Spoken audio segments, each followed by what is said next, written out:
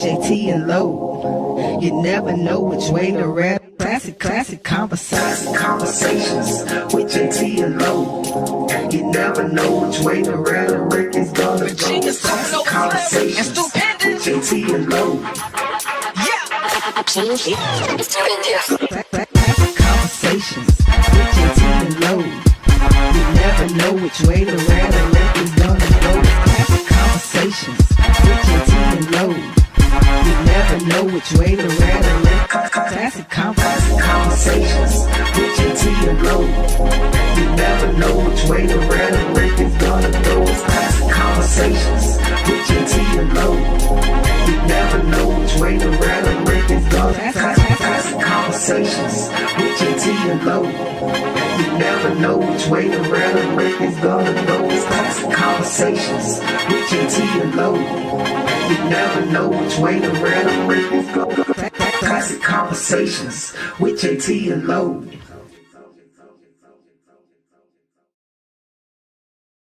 Classic conversations with JT and Low. You never know which way to rap. Classic conversations with JT and Low.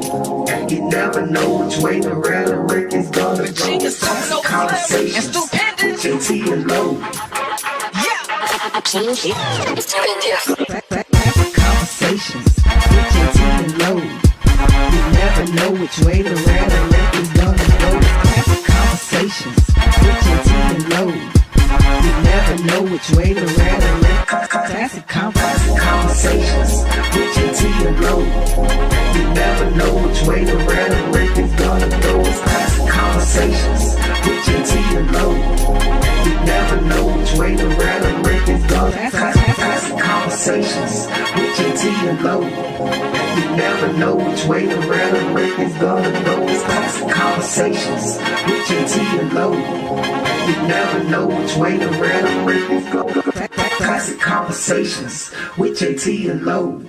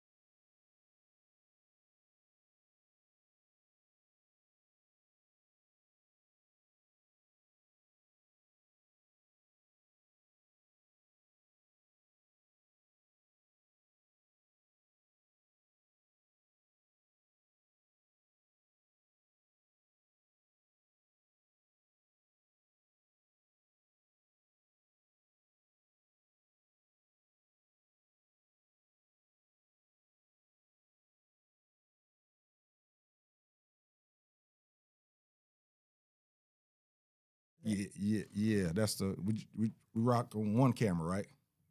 Yeah. All right. They don't know we good. We good. Was all of that not on camera? Hey, yo, what's happening, people? We're gonna do this again. It is time for Classic Conversations with JT and Low. And Jose. Listen, people, we got some good stuff going on tonight. Phone lines are going to be open because tonight we are diving into mental health and we are diving into it deeply. We're going to talk about grief. We're going to talk about everyday life and the struggles of mental health, just going through the lifing type thing. We're going to talk about that. We want y'all to be a part of it, so make sure you give us a call. Let's try this again, 404-500-1605. You don't understand how big of an accomplishment that was for me because I've gotten the phone number wrong the last 2 weeks. So I'm really proud of myself right now. Really, really proud of myself. While you're here, man, go ahead and hit that button. Tell a friend, tag a friend. Tell them to get on over there to YouTube. You know, check us out. I got Facebook Live right now for a minute, but I'm not going to let them get the whole show. If they want to see the rest of it, they're going to have to come on over to YouTube with all of you because you guys follow instructions, and we really do appreciate that. So, real quick, let's get our guest in. Not our guest, but our guest. I still call her I'm guest, not a guest. even though she's not a guest. But yeah, we got Jose Sunray in the building. What's happening, babe? Oh, You it's been all gone for a good. minute though. You ain't been No, like just 2 1 weeks. week. Just 1 week. 1 week. That's it. Yeah, it was just 1 week. I'm in here. I'm in like Flynn. He missed you. Right. Glad to have you back up there, Ron Godfrey. How you doing, brother? Hey man, make sure that you let people know what's happening so that they can get on over there to YouTube and get a lot. I see y'all logging in to Facebook. I appreciate you, but I need for you to get over to YouTube. That's what my bills get paid at. That's what my bills get paid at. So listen, tonight we have a very, very special guest in the building. I'm just gonna say her name and let her rock with it. I am Jamie Kirk. So I already told you how you can follow her on IG. There it is. But did we have Miss Jamie Kirk in the building? How you doing, young lady? I'm doing great. Blessed to be alive. Blessed to be alive. Ooh-wee. Angelo told me that you was coming on the show, and he didn't confirm. So I couldn't really talk about it too much because I wanted to make sure that you was gonna be here. And I didn't want to have everybody tuning in and then you not being here. Now here we are up here giving our opinions again instead of being able to be matter of factly and everything. So this young lady is make sure I'm saying it right, psychotherapist. Yes. A Licensed psychotherapist. Ooh. Can you hear on the mic? Is it okay? Yeah. Okay. Licensed psychotherapist, life coach, author. I don't like to throw out the ordained minister there because I'm still a little on the heathen side. The Lord is working with me, but Hey. The Lord is working on us all. Don't you worry about all that. The Lord is working on us all, I promise Yes. you. Even though he working, sometimes we don't do right, and he still sit there with us. Mm-hmm. What's up, Rick? The YouTube link. Hey, Dwayne, go to my Facebook page and put that YouTube link in there. It's on my page. If you scroll down a little more, you'll see it on one of the posts that I put in there. So listen, I want to ask you, in regards to the I don't want to call it a business. This is a service that you're doing. Yeah. What got you into this line of service? Trauma. Mm-hmm. My own trauma. I don't think you wouldn't look at me and say that my parents were gang members, drug dealers. Mom did a little bit of prostitution. She clean now, praise the Lord. Name it, I've been through it. Molestation, rape, domestic violence. My father passed when I was 5. Just kind of like turned my life upside down. My daughter died 21 years ago. Yeah, grief, trauma, pain, and having to go through it alone. And so I think I didn't want other people to have to go through it alone. Okay. Right? And so I've figured out a process to it. I got closer to God, and I just made it my mission to teach others how to heal. Wow. That's what's up. Really is. I didn't expect all that. No one ever do. I was expecting something. I just didn't expect all that. They don't call me Big Mama for no reason.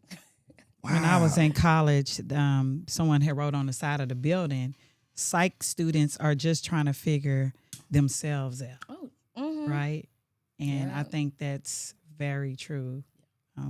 I was my first client. Yes. I was my first client, and I think we all go through stuff for a reason, and so it makes me a better therapist. I can say that it makes me a better therapist. I see change in my clients. I see them transforming, and it's because I'm able to connect with them. I'm able to tell them, this is just not clinical. I see you. I feel you. I understand you, and this is how we're going to get through it together. And I was going to save this question, but I'm going to go ahead and go there now. With the title, psychotherapist, life coach, things of that nature, how is it around friends? Do some people feel intimidated by you sometimes because they're thinking that you're just sitting over there analyzing them or psychotherapy? No, baby. I'm making up words right now. No, baby. I get paid to do this. I don't do it for free with my friends. It helps me understand them more. I'm less judgmental. I can talk to them and understand. But am I diagnosing them?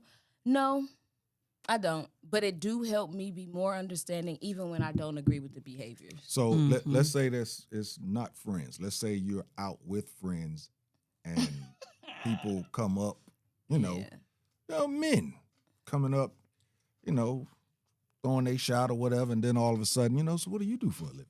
Oh, I'm a psychotherapist. What does that do to The first thing, I need a therapist. That's the one thing you do not say to somebody that you want to try to approach.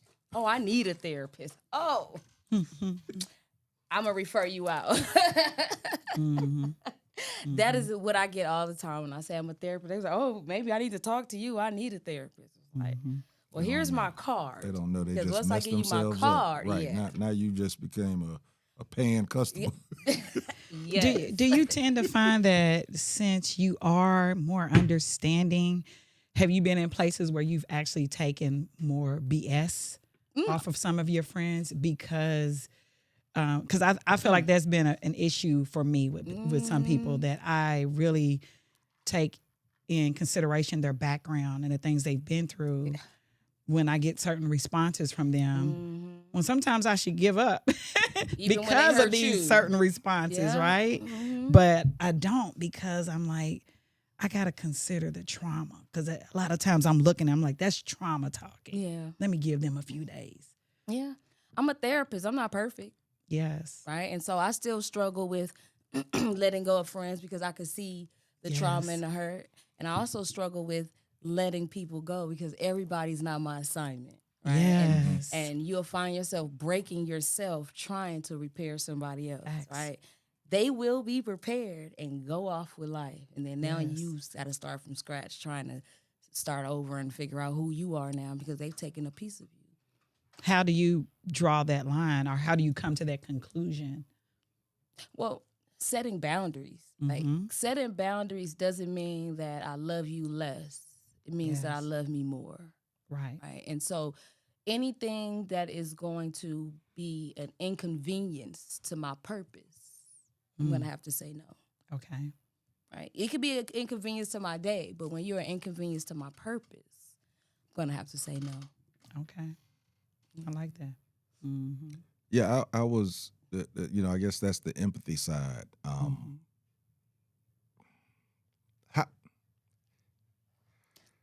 When you're saying about boundaries, yeah. and you just asking, how do you draw that line? Because I don't want to sound insensitive, but somebody that that has had trauma, and see, this is a classic conversation because I had these questions down for later, but I'm gonna go ahead and do it now. But how do you know when they're taking advantage of your empathy? When they're using the trauma to, I don't want to say get over, but get over. Have you seen that? And how, again, opinion, factual. And I'm saying factual, people, because this woman has degrees. That's what I'm saying. I'm not saying it because she's God or nothing like that. I'm saying because she has degrees. And y'all know the Classic Conversations, we believe in mental health and we give you our opinions and what, tactics that we do to try and get through and all this type of stuff. But as someone that has degrees and you see something like that, how is it a way to know if they're using Actions. Action speaks louder than words. child? Speak. What are they doing tangibly to change their situation? Yes. Sometimes we need help. I've been in a Yes. moment where I just need some help. I'm really trying. I'm hitting roadblocks. I just need some help to get me to the next level. But you see me doing. Yes. I'm not sitting and complaining, talk about what I don't have, what people are not giving. I'm not just complaining. I'm doing. And so I've had friends, complain, And so I tell them, look, these are some steps you need to do. Try this, try that, try this, try that. And when you don't try, you're not even trying, then I'm going to wait till you try. Yeah, see, this is gonna get good because I promise you, I'm gonna get back to what I was gonna do for this first segment, and then we're gonna get back to that. But tell us something about yourself. You know, where you from, family, hobbies. I mean, you ain't always just sitting in the office with somebody laying on the couch. I'm sure you got some hobbies, some things that you like to do. So, yeah, tell us something about yourself so that we can actually put a person to, you know, the doctor. So I'm originally from Los Angeles, California. Okay. I've been in Georgia 3 years now. It'll be 4 years in April. Okay. My father and my grandmother are from Georgia, so that's what kind of brought me over here. I have my son will be 25 next month. My daughter, she would have been 21. Let's see, my hobbies. You know what? I love music. Okay. I like dancing, comedy, networking, bouncing off ideas. Okay. I'm business strategy. I'm always, how can I help? How can I help? Right now, I'm really working on my nonprofit. We launch next week, next Tuesday on the What's 11th. up? So come on out. We doing raffles. We giving out. We got a few vouchers for trips to Vegas. I'm always just trying to figure out how can I help my people. Okay. How can I help my people heal? Yes. Every third Monday, I host a free support grief group on Zoom. Every few months, I'll do a free workshop, whether it's on building healthy relationships. This is my goal-setting workbook, grief, trauma, anxiety, suicidal prevention, because I was suicidal, attempted in the middle Wow. school. And so, like, I just don't want people to feel anything that I felt coming up. So, and God, I keep wanting to go to the whole purpose thing. You found that purpose. Yeah, you found your purpose, and we're gonna get into that a little later. People, something that she had on one of her sites that I took off. We're gonna ask some questions in regards to that. Again, Facebook folks, y'all need to get on over to YouTube because my YouTube people are talking. What's up, YouTube folks? What's happening? I hadn't been able to really talk back to them because I got y'all on my phone, but I'm about to get rid of y'all. Get on over, on over to YouTube and hit the button, people. You got to do that. You got to do that. So, you've written some books. Yes. And I didn't bring them all. I brought this one because I was leaving it with you guys. Okay. This is my actual first book. It's called The Hustler's Manual, Guide to Taking Control of Your Life. It's actually it's a goal-setting workbook. Okay. It helps you take your goals and break them down into monthly goals. Break those monthly goals down into weekly goals. I encourage people to give yourself at least an hour or two a week to go through your book and see, am I accomplishing my goals to get me to where I want to be? Because we will dedicate 40 hours a week to accomplish somebody else's goal. Facts. Right? And we will be diligent, make sure we are Facts. on point. I heard somebody say, and we know it's an idiom, it's just more of a story, but there was a man standing outside at a job smoking a cigarette, and his boss pulled up with a brand new Porsche, and he told him, wow, that's a nice car. And he said, thanks. If you keep working as hard as you did, I'll buy another one. Yeah. Right? And I'm like, when I Facts. heard that, I was like, Facts. ooh, I probably would have quit. Right? And I had to realize, like, my boss would never pay me enough to be his neighbor. Right? And so in order to make my own moves, I got to make my own way. And so I decided to create this workbook to really push. And when I decided to do it, men, right, for my son. Okay. What do you want to do with your life? Where do you see yourself? And he didn't know. And so when I thought about it, I've worked with intellectually disabled adults. I've worked with teenagers, at-risk teens. And one thing that I realized is they just didn't know the process of setting goals. Okay. Right? And so that's what I started doing. I started teaching people the process on how to set goals, which actually came back to depression. Right? And so when you ask somebody who's depressed, are you happy with your life? 9 times out of 10, they're not. All right? And so when we focus on, okay, well, if tomorrow you woke up and life was better, what would be different? And that's what we work on. Right? And so that's what this book did. And so then my second book, it was more about some of my trauma. I never spoke about some of the things that I have experienced because even In trauma, sometimes we try to protect our predators. And for Facts. years, I did. Even in the book, I still did, right? I exposed a lot, but I didn't expose any names. I didn't put it to where, and when I thought about it, I'm like, I could, because it's not like my family read anyway. But I could have, Yeah, you yeah. know, I could have put it in there, but it was a release for me, right? And so after I did that, my third book, I actually dropped 2 books at the same time. I wrote 2 books in 30 days. And so wow. that's why I created the relationship workbook.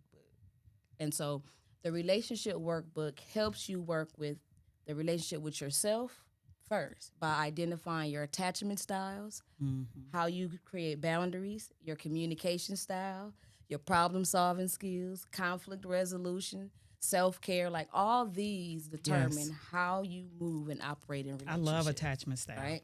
And so once I did that and I started teaching people, like, work on you. Yeah. Right? You have to work on helping yourself be whole. And then you find somebody else whole, right? Stop looking for somebody to make you happy, because if they can make you happy, they can make you sad, they can Facts. make you mad, they can make you all of that. And so be in control of your own emotions by having a better relationship with yourself. And so Do you think a lot of those people don't even know that they need to work on themselves? Those people that are searching for a relationship. no, and it's not their fault, because Okay. we build relationships on how we see them growing up. Mm-hmm. Yes. If you didn't view a healthy relationship, you don't know what one looks like, yes. right? And you think that that's normal. Fighting is normal, right? And you hear that all the time. Yes, Yeah. fighting is normal. What type of fighting? Right.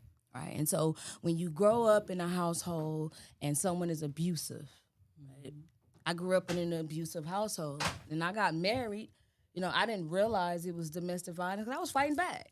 Right. We fighting back, so you think, he got the Right. best of me, but I fought back. But when you think, Right. no, that's not healthy. Right. Right. Right. And there were red flags before he walked down the aisle. Yes. Right. Yes. But to me, that was a relationship. That's how it was formed. And so once you start identifying what is a healthy form of relationships, then you can start being able to have a healthy relationship with yourself first. Right. But I guess, yeah. So going back to what you were saying, if you're around certain things and you don't think that it's jacked up, so you don't see that those same issues may be in you, those same Right. personality traits, are the things that you are willing to accept, Yep.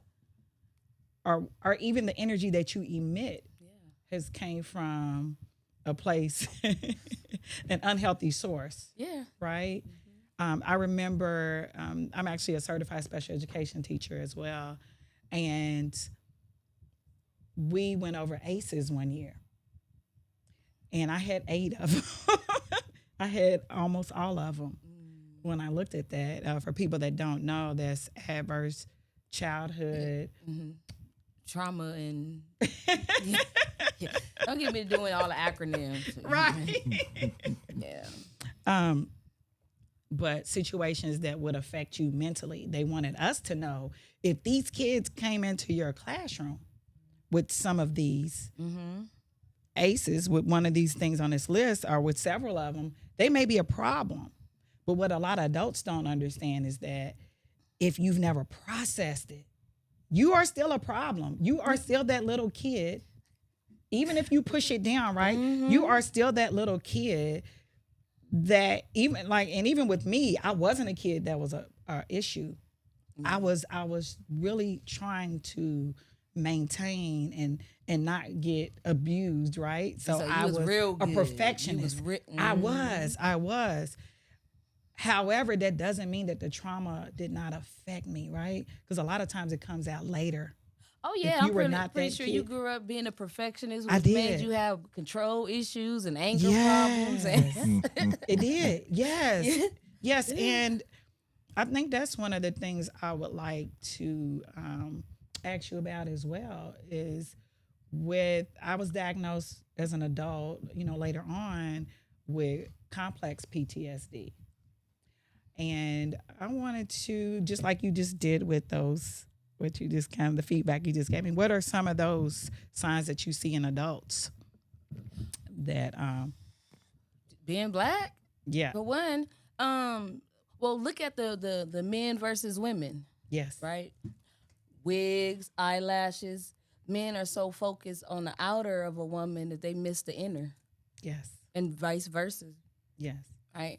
We are fighting our own demons, right? And we're all trying to survive them, not even realizing a lot of people are learning to function in dysfunction. And then they look at you because you're learning to heal, like you're the Yes. problem. Always. Always. Yes. You got to deal with people, the gaslighting, manipulation, being victims. Yes. Yes. I tend to feel like that if you are black in America, you have some trauma. Oh, there is definitely. I actually wrote an article about that. Okay. You know, because we're born to be afraid of the police. Right? We're born to be afraid of the police. We're born to want to hold on to things when we're not sure how long we'll have it or if we'll be able to get it again. Yes, we just talked about that the other week about the hoarders at the table. Okay, but it's true. That's psychological. Yeah, Yeah. mom. My You know, mom, she's too. from Shreveport. Yes. Born in the South, poor. But now, if you look at her refrigerator and her cabinets, full of Yes. food. Yes, 8 or 9 boxes of cereal. She Yes. lives alone. yes, And I have to Mom, you're not gonna go hungry. Like you're actually wasting. But that trauma. But Yes. trauma yes, we got a whole history of trauma. yes. Slavery. That is we still having PTSD from that. I keep telling people this, and just the fact that they've proven that trauma can stay in the body for like 10 generations or something like that. Well, we pass it down. Exactly. We pass it Yes. down. Yes. Yes. Unknowingly.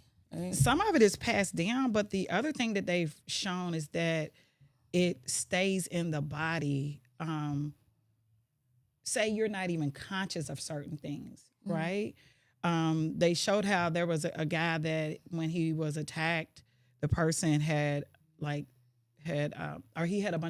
a bunch of roses in his hand, and so he had 3 daughters. All of them had just a natural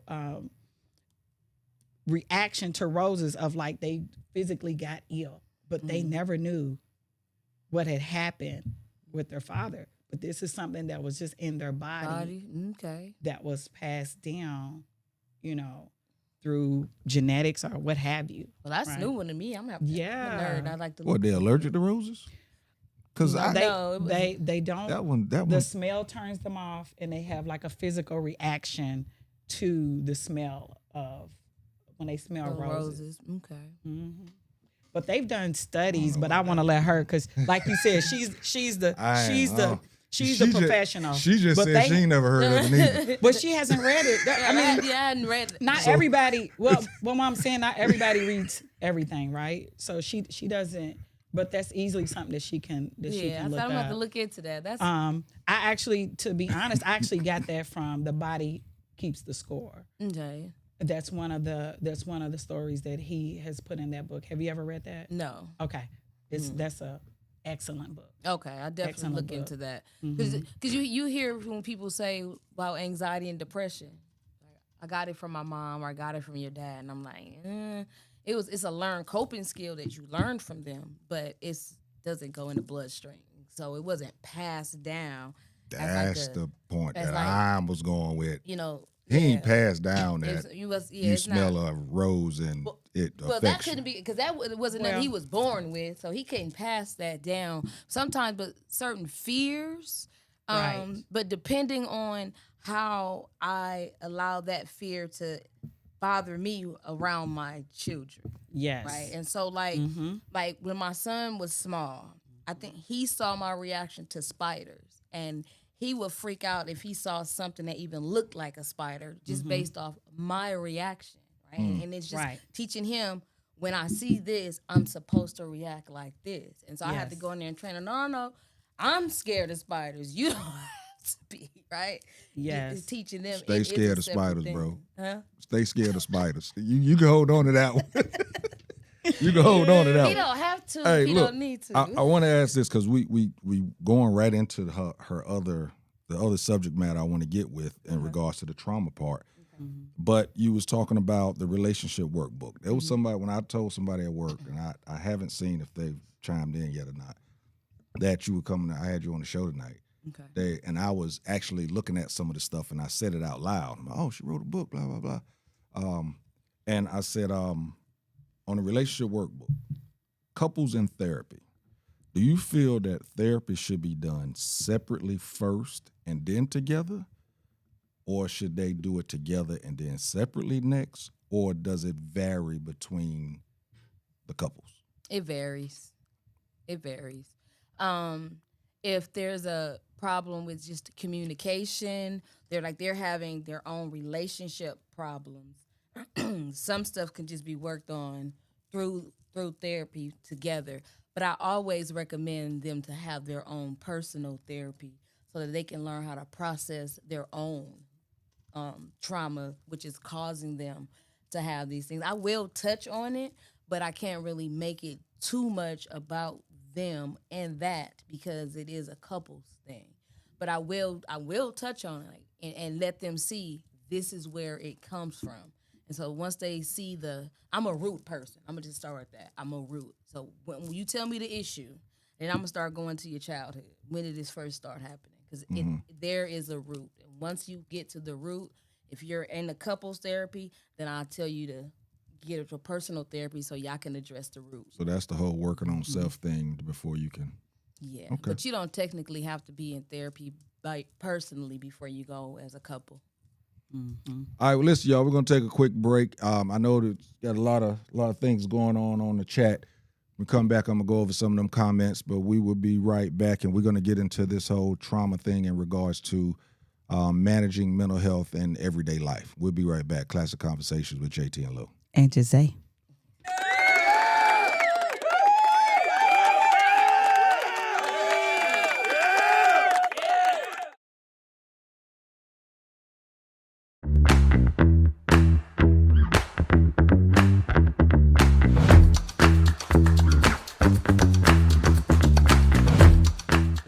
Listen, man, I've had iPhone 11 for a long time since iPhone 11 came out. What? Yeah, iPhone 11, and I wore it with pride because I was like, I'm not getting a new phone every time one of these things come out. That's fair. You know, the whole family got better phones than me, and it's okay. So I'm at Sam's, right, and I'm unloading my cart, and my mom calls me.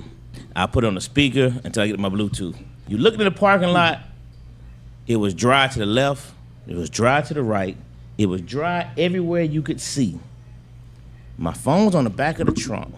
It fell down in the only freaking puddle in the entire area. And that phone went face first. That joke ain't been back on since, man. It went zoop. So Lord, I'm gonna just go and tell you something. That iPhone 11 decided it wanted to die. It jumped. It jumped ship. That is funny. That iPhone 11 was like this. He can't keep pushing me like this.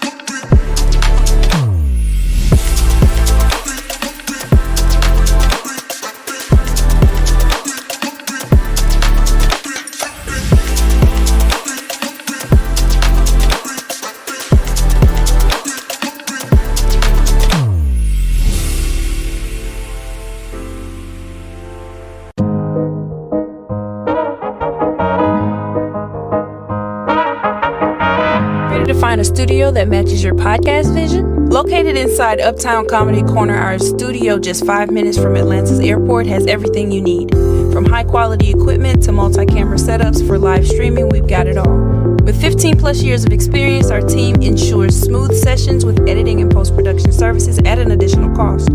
Plus, our competitive pricing make it easy for creators of all levels. Contact us at 404-500-1605.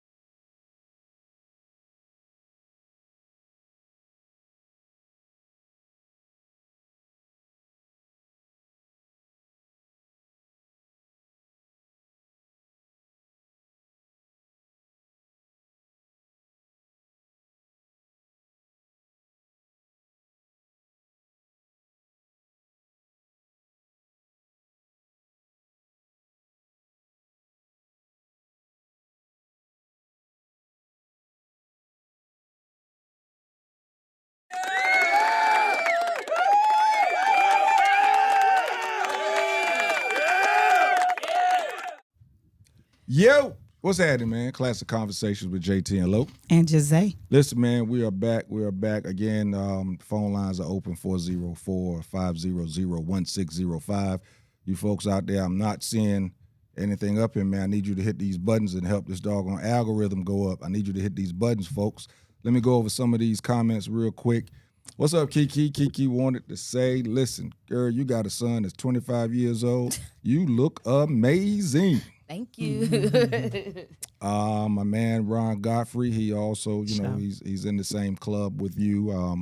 Also, my co-host Angelo in the same club with you in regards to losing a child at a young age. Definitely, both of them are there also. Ron Godfrey from Denver. That's my guy. That dude is everywhere, and he everywhere and nowhere. Because when I ask him where you at, bro, I ain't nowhere. Then I find out now he in Denver. Facts, Ron. No, just kidding. Just stay somewhere, man. That's how you gotta be, everywhere and nowhere. Stay somewhere. But yeah, he has a book out also, Crying Out in the Dark. He talk about his depression in regards to losing his son. He has a nonprofit and everything for his son and everything. Ron. And that's what we don't talk a lot about, men and depression and what it really looks like. What it really looks like. Let me now see. Boy, this is a classic conversation because this is not where I was going to go. But now that you said that, now, does depression really have a face? So, because when you said depression and what it looks like, but it does. It does. It does. When you know somebody. Okay. You notice the difference. You notice when they start to pull back. And this is why it's important to be aware of your friends and how they act. So when they start to change and you start to see some changes, you can reach out. Are you okay? What's going on? Let me come check on you. Let me see. Because I had a friend and he was just so depressed. And one day I went over to his house and his house was a mess. And so I took him some food and I said, listen, I'm going to give you today and tomorrow. I said, but if this house is not clean in a few days, I will be back and we're going to get it together, right? And so you need somebody like that, somebody that know you enough to tell when you off. Okay. And at least to be like, hey, I see you off. What's up? Yeah. But yeah. what are some of the signs? Because I don't know. I tend to feel like that men hide it a little bit better. I wouldn't say we hide I wouldn't it. say they hide it. Right. That's what I'm saying. So what I are s- some of the signs? Yeah. Just going off what you just said and being a man and it's the people that are close to you. It's not real. I wouldn't say it's a sign. It's just an abnormal. Normal behaviors. Okay. Yeah. Damn, I was going to Okay. make up a word. Abnormal. I was going to make up a word. I promise y'all. I was going to make up a word, but yeah, That's abnormal behavior. You Okay. know Okay. how your people are. yeah. Okay. You can tell when you're talking on the phone to somebody. Not once, but after that second or third time, you're like, you know what? Dude didn't sound right. Right. You can kind of tell. Because we all put.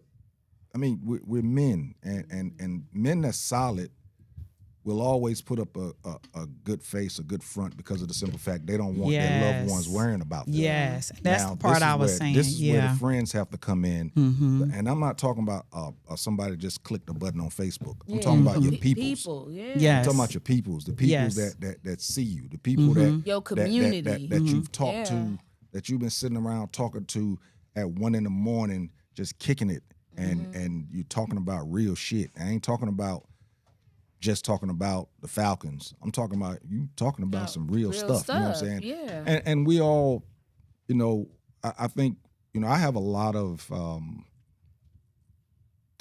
people in my circle, but my square is small. I have a circle, but I have a square in the middle of it, and those people. And the craziest thing is Ron Godfrey, who me and Ron don't really. I like that. We've never hung out. But recently, Ron Godfrey called me out. I mean, he wouldn't let me say no that I was okay. He wouldn't let me keep just saying I'm okay. I mean, he literally saw through my I'm goods. Yes. He saw through it. And this dude, again, we ain't never went out and had a cigar. We never went out and had a drink. I mean, we broke bread together. We've worked together in acting and stuff like that. But he saw something that in the times that he had seen me, he saw something different in me, and he was able to get through it. So needless to say, Ron made his way into my square. That's what's up. He made his way into my That's what's square. up. You know what I'm saying? So that's the thing with men. It's not that they tread through it because they don't want their loved ones to worry as much, which is a fault of ours. Yes. Because of the trauma of growing up, the trauma of shut up and handle it. Yes. The trauma, Yes. the trauma of looking at your uncle just deal with it and get up and go to work the next day and everything. So let's get to it. Managing mental health every day. The reason why I wanted to ask that question and to get into it a little bit, because as I've said before, I had a brother that committed suicide, and I can remember my dad always being depressed, and I didn't recognize it till I got older what it was, right? Because he was an alcoholic, and I remember one time he went through treatment because he was going to lose his job, and I saw that other side of him when he wasn't drinking, and he was just, it was almost like he was lost, and he wouldn't talk much. I just saw the depression on him. And I started thinking, when I got older, I thought about it. I was like, oh, he really never really knew how to deal with life Right. without substances, right? Well, he was And women, and he was drowning out something. he was 100%. He was drowning out something. But we all live with a mask. Right? And that's an actual activity I do at one of my workshops. Who you show on the outside isn't who you feel on the inside. Yes. But the thing about it is that, and that's why I love this activity, because you learn that everybody is feeling the same way. Everybody is wearing a mask. And so we technically don't have to hold it in. We don't. We don't have to hold it in. We don't have to suffer in silence, because everybody's wearing a mask. Everybody is hurting. Everybody Mm-hmm. feels depressed sometimes. Everybody deals with anxiety, Mm-hmm. grief. Grief gonna hit everybody at Yes. some point in life. It's gonna Yes. hit it. Depression gonna hit you. It may look different. Right? I suffered from depression for years. I had high functioning depression. I was the life of the party. Came in, everybody firecracker, and I left. I cried all the way home. You know what I'm saying? And so nobody knew that. And so when you talk about it, don't have a face, but the people that knew me knew something is wrong. Mm-hmm. My brother, he lived out of state, so I don't. But I do know during that time. But I can clearly remember we had a really rough childhood, like extremely rough, because I suffered from that as well. What you were saying, just from depression for years, and going through suicidal thoughts and all those things, and I didn't understand until I finally processed a lot of my stuff as well. Did you ever go to therapy? Oh, I did. Oh, yeah. I definitely went for years, off and on. I went for years. I had, again, like I said, I had complex PTSD. And so you know what that means, but a lot of people don't know. Complex is when you have had either a series of events rare things. or ongoing abuse or neglect or what have you. So it affects you a little differently than PTSD, but kind of the same. So it is something that you definitely have to work through. You know, just like what you were saying when you were telling me earlier, some of the stuff you've been through. I've been through some of that same stuff. So, and it's kind of a, what do they call that? They call those a hidden disease, or what do they call it when you can't see, like when you're the life of the party. Oh yeah, those are hidden diseases. But you are struggling with depression and anxiety. There's a name I just can't remember. Is that what is that what it's it's high called? functioning depression. Yes, That is. yes. And you mentioned managing your everyday mental health. Let me ask you this. Now, when you say managing mental health every day, because I saw this on your flyer, we're going to post a flyer soon, people. When you say that, are you speaking of managing life after trauma, or are you speaking of just managing everyday life situations? Everyday life. Okay. Go ahead. Anybody, you guys ever seen Sex in the City? Yeah. You ever notice in the beginning, every woman is doing something in the morning. They're running, one is journaling, one is, that's how you start to manage your daily mental health. Having a daily routine where you really sit with yourself and your thoughts, whether you're praying. What was my next question? Are there any exercise? Are there any exercises that you would recommend as far as dealing with everyday life? Because life is life, and let's face it. And not only is it just life in regards to, you know, your personal bills, your personal responsibilities, you know, your home, your children, your spouse, your brother, your cousin, but now the state of the United States of America right now adds even more onto it. So what are there any, because we've had this, we do a thing at the end of the show called Top 5, and we have done top five ways that you deal with daily stresses. And do you have any exercises that you think would help people deal with daily stresses? Yes. Meditation. Okay. And then not that whole, you're sitting there. No, you don't have to necessarily be sitting there and, you know, and not doing nothing with meditation. Changing the atmosphere by changing the music. And so what I teach a lot of clients is they have frequency music. Yeah. The same thing that Andre 3000, that new album, that's what that is. It's frequency music. And so what it does, it taps into the subconscious. When you're anxious, they even have a frequency for anger. They have a frequency for pain to kind of help you release those things. So having some form of daily routine, and then have a goal for your day. Plan your day. Sometimes we just get up and go with the flow of life. And that's where people mess up, because I look at the flow of life as, and I'm going to talk to y'all, it's just like sitting in a kayak in the ocean, right? And you have this island. I want to go over here to this island. And so I'm going to sit in the kayak and I'm going to let the waves take me. And 9 times out of 10, the waves are not going to take you where you want to go. Wait. Go ahead. You talking to them. Not going to take you where you want to go. She said this earlier. Okay. She keep forgetting that the camera's Camera, this. yeah, I keep Right now, forgetting this is the for y'all. Go ahead. And so you may end up on an island and you may be successful on that island, but you're not going to be completely satisfied because deep down, you know, that's not the island that you truly wanted to be on. And so instead of going with the flow of life, instead of sitting in that kayak, going with the waves, use the tools that come with the kayak. It has oars, right? It has oars. And if you've ever been in a kayak, first I didn't see it. And then I saw my friend go in the kayak. And I was like, it's not as easy as I thought it would be. But that's life. It's not as easy as you think it would be. But if you keep on rowing, you're going to get where you're supposed to be. And so in this economy, this is what I've been telling everybody. Plan. Don't panic. Mm-hmm. I almost wish it was the end of the show because I just want to go mic drop.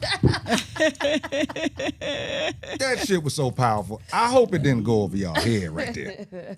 I got chills. Knowing that that's not the island that you want to be on, but you there because you having a good time, so you just gonna stay there. Right, and you build off that island. You balling. You know, you got businesses, but you're not fully happy because you know this is not where I settled here. I settled here. And sometimes where you settle be good, right? But are you truly ever happy? Oh, this is so good. Oh, this is so good. Yeah. Oh, I promise you, y'all, I'm getting chills. Yeah. He about to go get his oars. I actually just right put now. something on my Instagram and I said, you know, you gotta be happy by all means. So fuck settling. Yeah. Yeah, right over there. Oh, that was so good. Yeah. Okay. In regards to trauma, is this something that can be treated and healed, or is it something that can be treated and managed? Both. Depends. On Depends on what you trauma- want to do with it. Mm. Do you want to heal from it? Do you want to manage it? What do you want to do with it? Mm. You know, sometimes people hold on to it as justice for the wrong that was done to them. Mm. Right? But So using it as motivation. well, For if that. you're going to use it as motivation and it's going to turn out for something good, Mm. you know, That's managing it, then I guess, yeah, right? manage it. But if you use it for motivation and turn out bad, then you have another problem that you have to manage. You know what I'm saying? Like life is gonna give you whatever you give it. If you give it, we can cuss on here bullshit. It's gonna give you bullshit, right? And so, whatever you put in is what you gonna get out. If you don't put no energy in your healing, right, you have to do something tangible. If you cut yourself and you just leave it, it's gonna get infected. You have to do something for it to heal. And so people just want to leave it alone. I'm ignore it. You know, if they hurt, I'm just gonna work, and not think about it. You're not healing it because soon as you sit down, soon as you get in that quiet place, all of it's gonna come right back. For anything to change, and I had to really think because I be want to make sure that I say things right, and I had to think. Anything that requires change requires action. You have to do something tangible. You want the light to cut on and off, you got to flip the switch. You want the book to seasons require time for it. Like everything requires something in order for something to happen. So if you don't do nothing, don't expect nothing. Hey, y'all, she's smart for real. She ain't nothing just throwing shit on the wall hoping that it stick. I lived She this. writing this shit on the wall. Yeah. She ain't throwing it. Yeah. She writing it on the I damn wall. lived this. I learned Wait. this. Yeah. The trauma might not have been your fault, but it's your, It's your responsibility to heal. yes. And what I did was I stopped taking it offense. Because at first I was offended. You did this to me, and because this happened. And then I had to remind myself, all things good and bad, God worked for my good. Like, all of this ain't new to him. He knew what I was going to go through. he allowed it. He allowed it. He allowed it. And for what? For this. And I know I sound crazy, but once I realize what my purpose is, I'm okay with my past. All right, y'all. I'm still in my damn new kayak. I'm sorry. I He's said still canoe. in his kayak. He love that. He Still in love my that kayak. canoe. Shoot, I done found me a new oar. That's Listen, what's up. That's last what's break, up. when we come back, we're gonna get into the healing through grief thing. I think this is really important because of so many of us are dealing with some type of grief, even if it's not our own personal grief, it's a grief that somebody else is close to us is dealing with. We're gonna talk to her about that, so we'll be right back. Classic Conversations with JT and Lo. And Jose.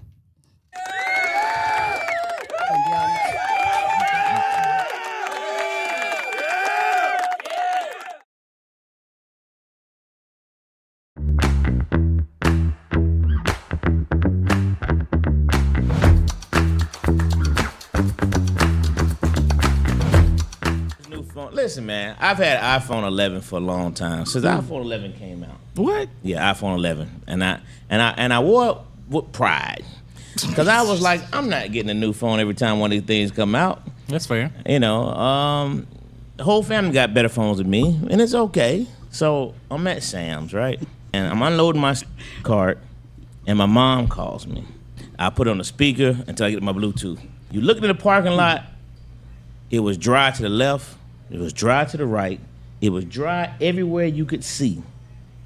My phone's on the back of the trunk. It fell down in the only freaking puddle in the entire area. And that phone went face first. That joke ain't been back on since, man. It went zoop. So Lord, I'm gonna just go and tell you something. That iPhone 11 decided it wanted to die. It jumped. It jumped ship. Now that is funny. That iPhone 11 was like this. He can't keep pushing me like this.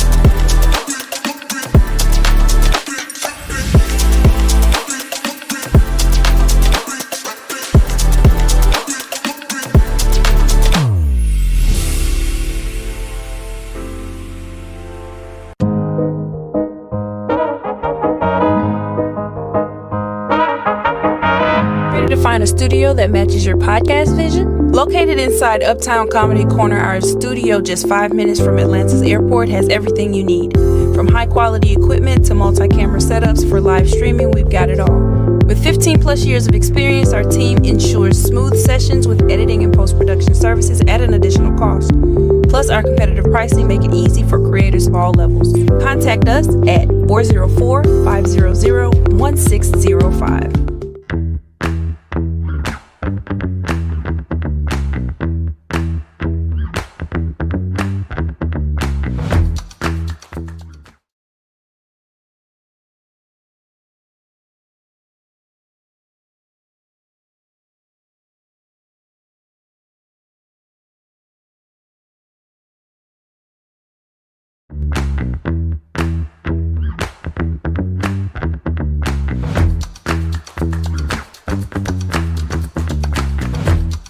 New phone. Listen, man, I've had iPhone 11 for a long time since iPhone 11 came out. What? Yeah, iPhone 11, and I wore it with pride because I was like, I'm not getting a new phone every time one of these things come out. That's fair. You know, the whole family got better phones than me, and it's okay. So I'm at Sam's, right, and I'm unloading my cart, and my mom calls me. I put it on the speaker until I get my Bluetooth. You look in the parking lot, It was dry to the left. It was dry to the right. It was dry everywhere you could see. My phone's on the back of the trunk. It fell down in the only freaking puddle in the entire area. And that phone went face first. That joke ain't been back on since, man. It went zoop. So Lord, I'm gonna just go and tell you something. That iPhone 11 decided it wanted to die. It jumped. It jumped ship. That is funny. That iPhone 11 was like this. He can't keep pushing me like this.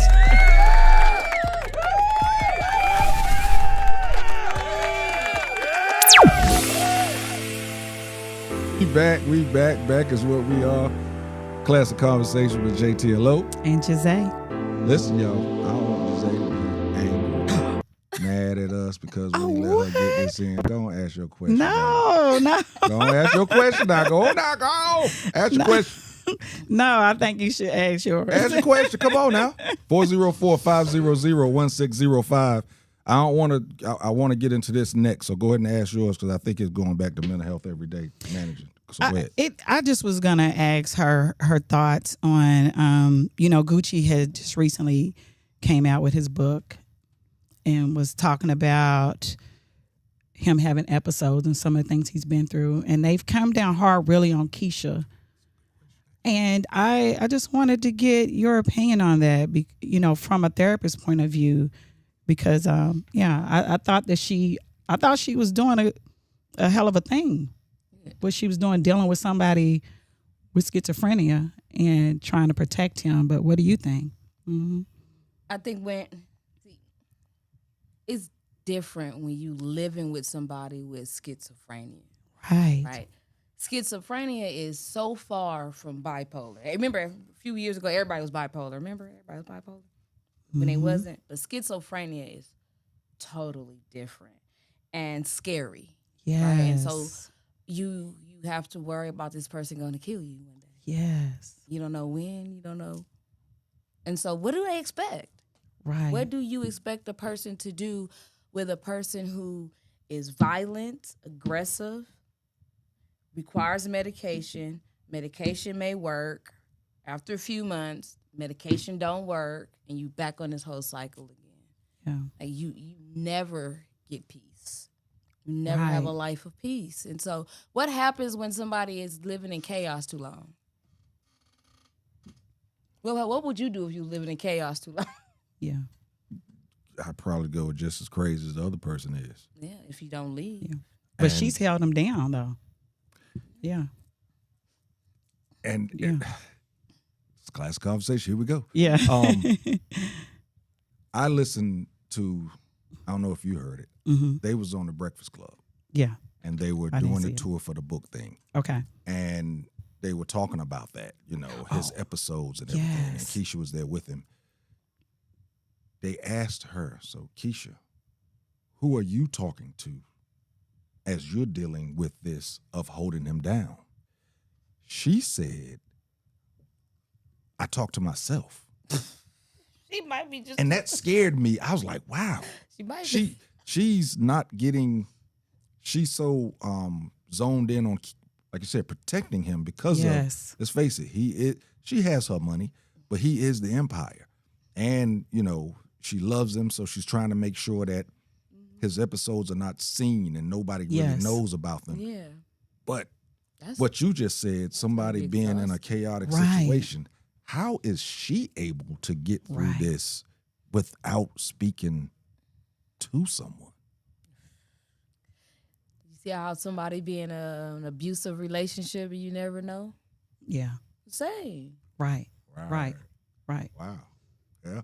I just thought she's being abused. She need a pat on the back though to even be there and to help him through. Yeah. Right. Love him. Right. Because they were calling her a handler. I'm like, no, because here's the thing.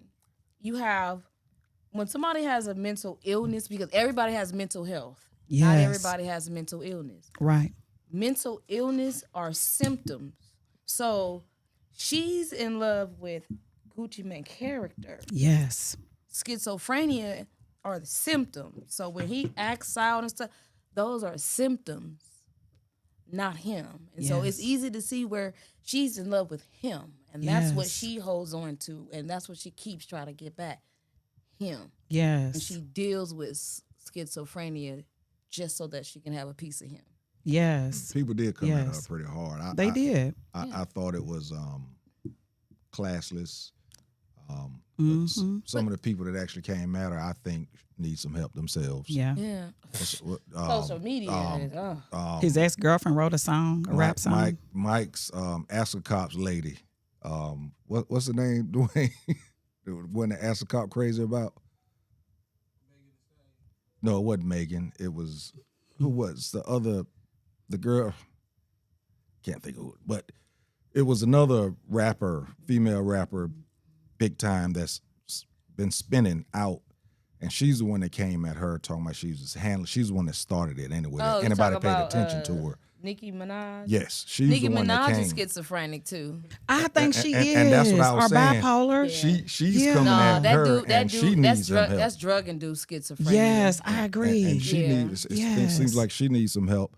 But I do hope that somebody that's close to Keisha will get her to recognize that she needs to speak to somebody She also. needs a therapist. Just to have somebody just to, Exactly. be Yeah. able to vent to, because Because keeping, like you said, protecting him and making sure nothing Yes. gets out of the house. yeah. When he reaches out to certain people, she reaching out to him going, hey, block his number because so he can't hit you up no more. And, that's a lot. Yeah.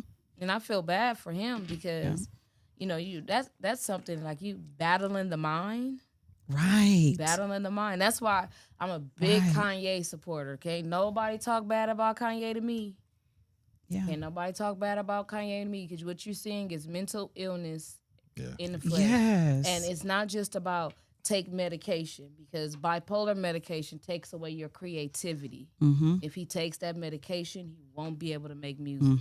And so you're asking him to give up something he loved to pacify you, because he not hurt nobody talking all the shit he talking. If we dissing the Trump and all them other people talk shit, he ain't doing nothing. Leave that man alone. I go 10 toes down for Kanye. I see, Miss Catherine Bracer, you never got to apologize to us for just tuning in. You always tune in. You ain't got to apologize. Appreciate you coming on. Let's see here. What's up, Unc? How you doing? Okay. Grief. Healing through grief and choosing grace through loss. Now, the choosing grace through loss part, is that advice for the people that are actually dealing with someone that has suffered a loss? That's you. Dealing So that's through- the actual person that is grieving. Okay, explain that, choosing grace through loss. Giving yourself grace. It's okay to be sad. It's okay to be angry. Sometimes it's okay to not want to talk to people. It's okay to not be strong. Give yourself grace. You're hurting. Broken hearts hurt. Like, I don't know if anybody ever had a broken heart, but it physically hurt. And so people deal with pain differently. My pain tolerance might be higher than a lot of people. I got a whole sleeve of tattoos, right? Give yourself grace to go through whatever phase you are going in. But it's important to know the cycle you're in of grief. So you got the stages of grief. So I had to take my notes. So you got denial, anger, bargaining, depression, and acceptance. Right? And it isn't 1 through 5 and you're done. I look at it like a circle with a little ball. And one day you on this side, one day you on this side. You might be acceptance one day, then one day you might be angry. So it's just giving yourself grace for wherever you are in the grief cycle. It is not supposed to be perfect, and it's definitely not going to be pretty. So in regards to, like, 'cause you just said it, grief looks different on every person. Everybody grieves differently. But in regards to the person that's actually the closest to the person that is, let's say a spouse, and somebody in the life of the wife or husband passed, but it's their mom or their dad or their cousin or their brother, their sister. How does the other person deal with the grief I mean, how do you give the grace that you're supposed to give when you're dealing with somebody else that's grieving? Yeah.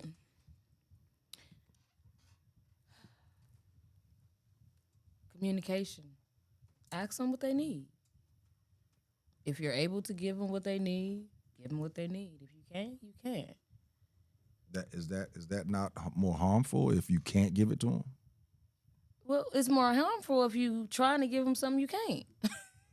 you don't have the capacity for everything. That's your reality. You don't have the capacity. So what I may need, you may not have the capacity to give to me at that moment. Me being on the grieving end has to understand that. That's the part. Yeah. It's a that's where that communication comes in on and relationship. If we got a good relationship, I understand you, you understand me. And I understand what you can give me, and I understand what you can't give me. But when you're in grief, if you've never seen that person in grief, can you really understand what they need? Ask them. But if you ask them and you can't give it, I'm just, because if you can't give it, as a supporter, you're gonna feel bad that you can't give it. But what would they ask for that, knowing that if you know this person know you, what would they ask you for that you wouldn't have? Because they would know that you wouldn't be able to do it, right? Again, we're now in stages that we've never seen before. Grief. So it's a new relationship. No, it's a new part of the relationship. Okay. Grief is a part that if you don't meet somebody and something happens in their life during that time frame, you've never seen them there. Yeah. Okay. So it's a new thing. If let's not say death. They lost a job. You've never seen them lose a job. Okay. Y'all been together for 9 years. Okay. Y'all been doing good. Now all of a sudden that person loses a job, whether it's the husband or the wife, or it could be the brother, the cousin, don't matter. But you've never seen that person at a point to where they feel they can't do their part, whether it's support themselves, help support the family, whatever it is. Should you give yourself grace? And I'm talking about the person that's dealing with the other person right now. Should you give yourself grace in regards to that, or do you ask what can I do? Do you just be there and wait for them to ask for something and hoping that you can give it? Or Ask them. Just ask them. Some people won't ask because they're not used to people giving. Some people in isolation, they depressed, they down, they just and they won't ask. Yeah. And so sometimes it's just be like, hey, I was thinking about you. Do you need anything? Or if I know you like this, or hey, I was thinking about you and I brought you this. Let me ask you. Because look, if we had just going back, if we're in a new relationship, right? A new relationship, courting, you should know at least enough about me through the courting stage. Is why courting is important. You should know at least a little bit about me to know when I'm going through something, this may make me feel better. I get what you're saying there, but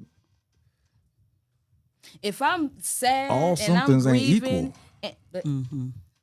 If I'm sad or if I'm grieving and we're dating, you know a little bit about me. Even if it's just here, I brought you a flower. Everybody that talk to me know I like flowers. I love flowers. And because I dealt with disabled adults who were born and died blind, and so I started to view nature for them. And so I love flowers. A flower. So you know me well enough to know she's not having a bad day. I'm going to just bring her a flower. That will make my whole day. So having that conversations in the beginning. What do you like? What's your favorite color? What makes you smile? These are important conversations to have on both ends. It's grief. It's just people are different in grief. Yeah. I agree. It's just They're different. Only thing you could do is communicate. You can't force anybody to do anything. Only thing you can do is communicate. So you say you should ask what do you need? and hope that you can give it. Even if you can't give it, you may know somebody that can.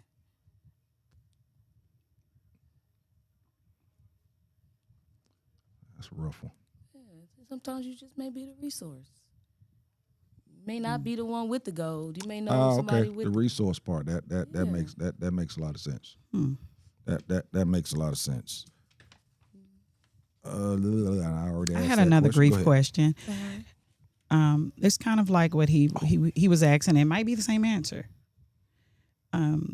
Let's say you are a parent and the husband dies, so you're grieving and your kids are grieving. How do you then still be supportive and you're hurting? You guys you're dealing are, with your own grief. Yeah, you guys are in it together. Right. I agree. And so that's a moment for because your kids need to understand what's going on. And I'm speaking from experience. My father died when I was 5. And I just remember them coming to the house, putting out my stuff in trash bags and taking me to my grandma's house, and that was it. And then he died a few days before my 6th birthday. And so I just remember sitting in front of a casket, and that was it. And then, new life. It was never processed. So your mom didn't know how to be supportive? You don't think Nobody so? knew how to be supportive. Right. Everybody just went on with life. Right. And so being able to process it. If you can't process it, put them in therapy. Put them in therapy. But don't go through life just like, oh, it just happened. We just going to go on with life. Because you don't go on with life. You start a new life without them in it. Yeah. And so you got to teach your children how to navigate this hurt. That's why you start to see kids act out in school and do a lot of things. They don't know where to put that hurt. And so I'm always go back to communication. Communication. If you like it, communicate. If you don't like it, communicate it. Communication is always going to be important in any and every relationship. Parents, intimate, co-workers, boss, communication. Okay. All right. So what about those people that's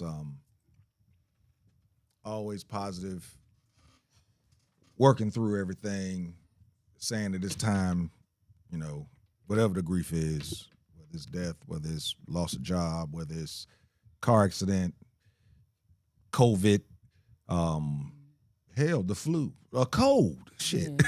And that one person that's like, man, damn that, you got to get up and move. Get up and move.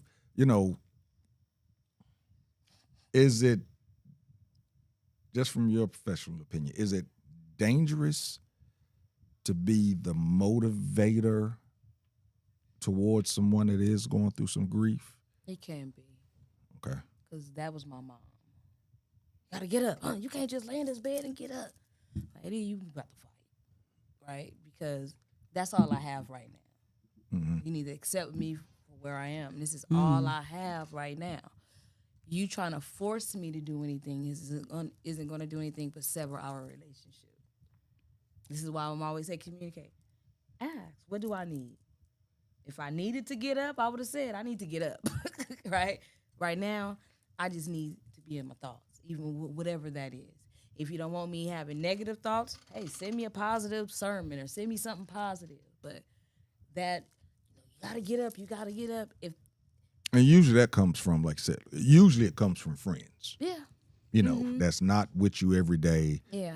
But when they reach out, they recognize, now it's been 3 days, like, nah, fuck that. You got to get your ass up, blah, blah, that type of deal. Yeah. That's usually where it comes from. Like I said, the people that's in right next to them usually know, not to try and push or whatever.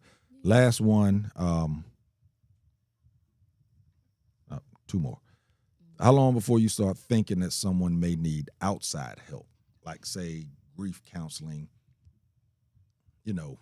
from whatever it is, or that you worried that they may hurt themselves because of whatever loss it is? Is there? I mean, I know it's not an exact. 72 hours. I know it's not that, but is it one of those things where it has to be somebody that's close that can tell that, you know, they should have been out of this by now? But again, it's grief. You don't know how they've been, how they react. You know, when you don't want to be intrusive on someone, but at the same time, you don't want to be sitting back going, damn, I should have said something.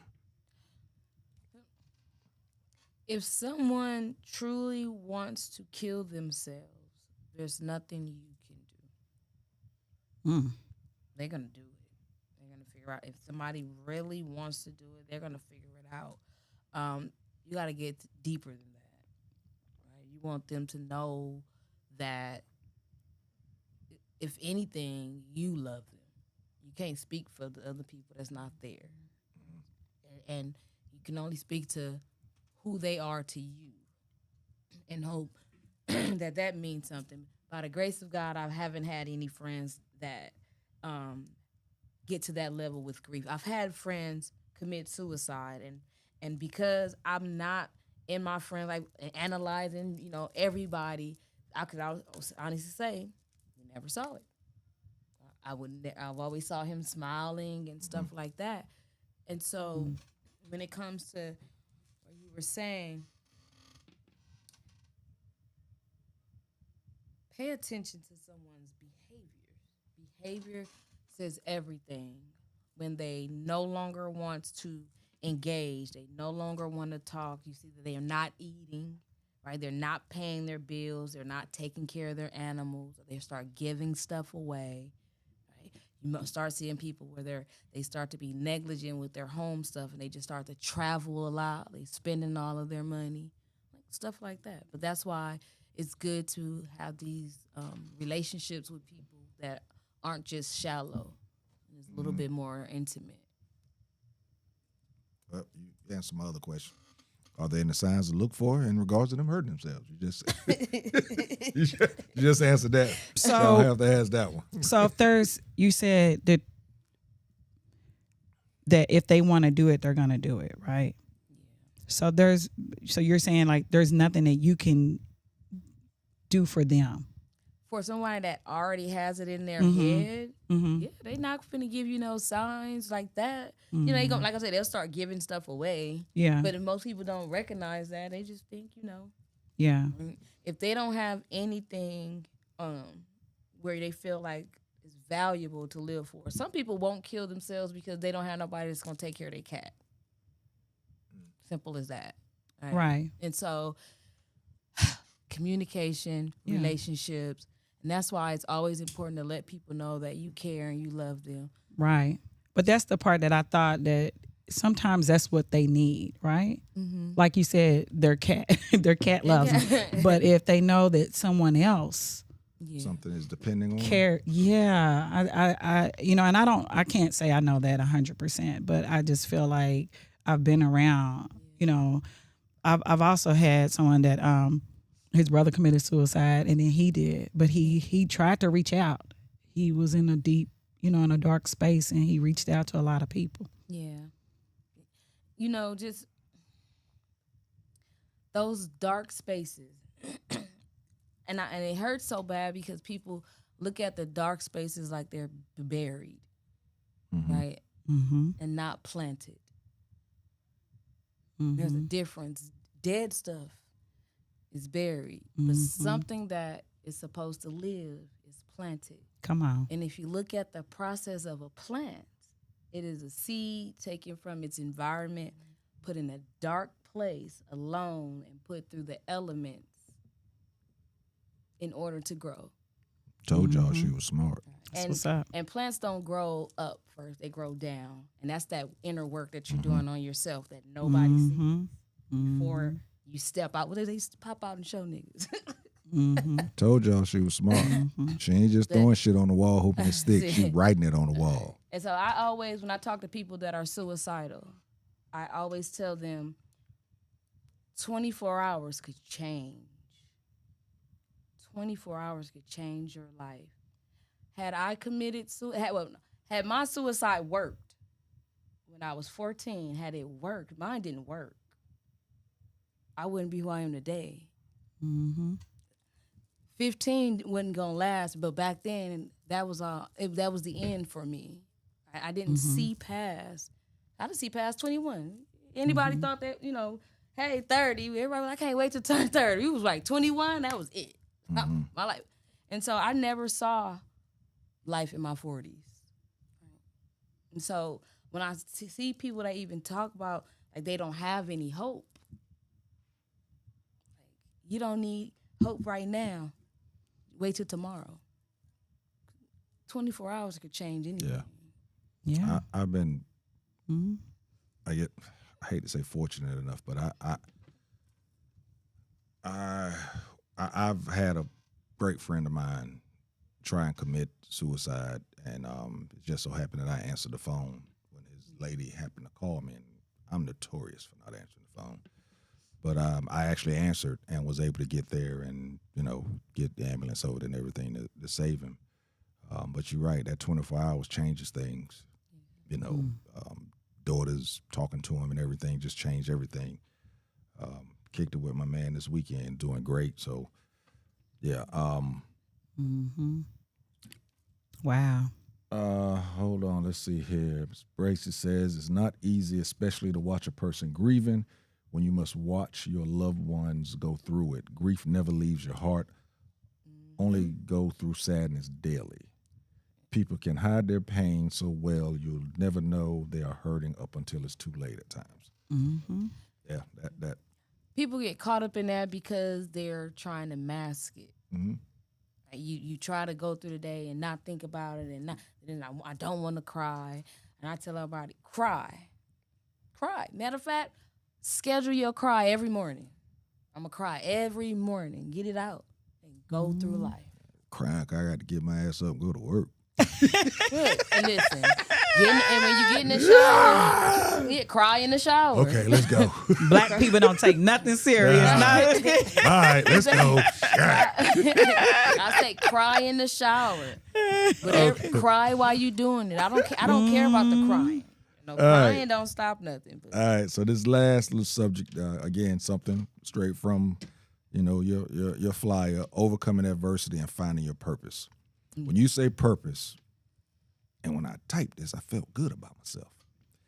When you say purpose, do you mean life's purpose or a purpose in life? Because that is two different things. Because you seem like you've actually found your life's purpose. Some people kind of find a purpose in life. In other words, they find a purpose to rock hard for the next year, but not that purpose for life.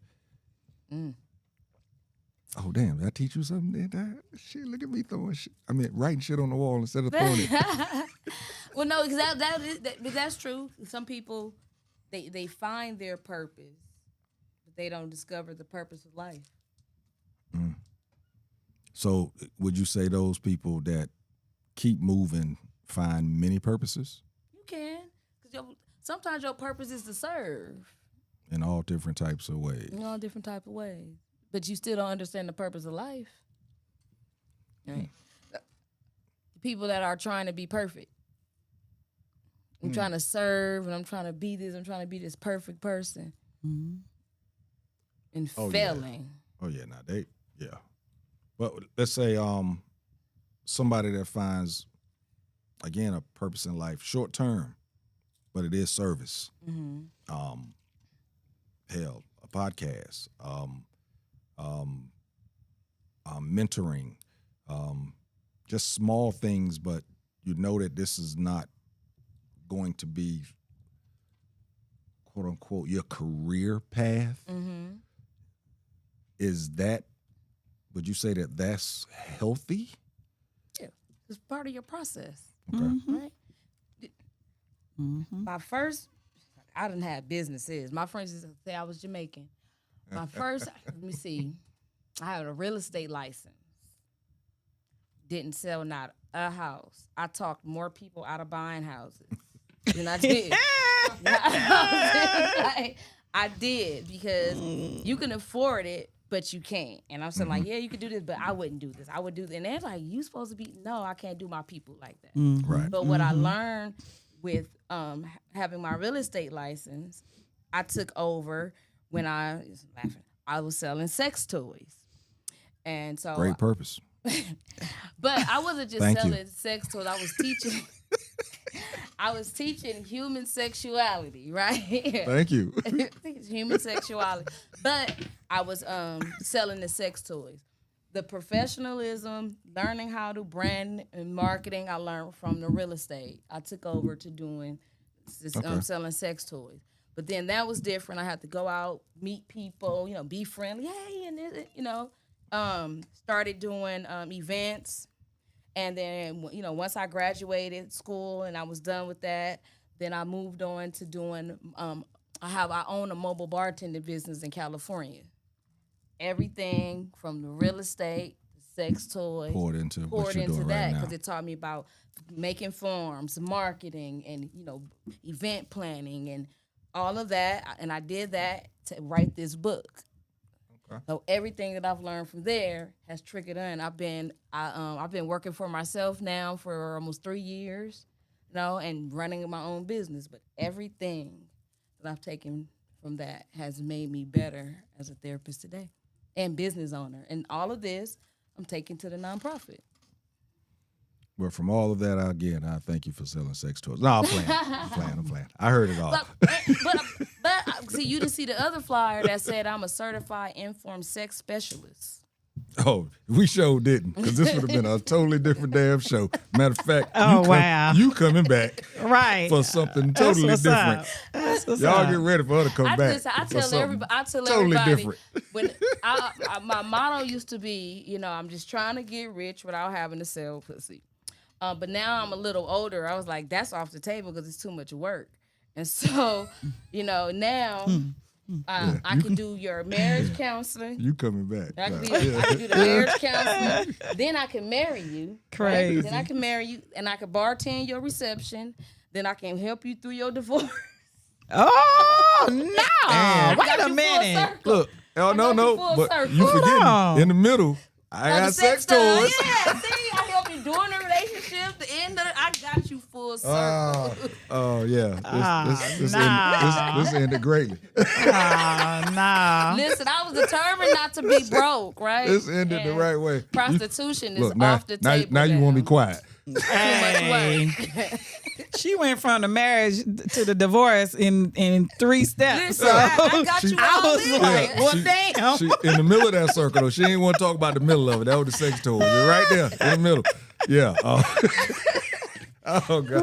Talk about get rid of the middleman. I am all the Hey. middleman. If you had them sex toys, you probably still was selling the. Oh God, that was. I still You probably got- had a little pocket pussy you was selling.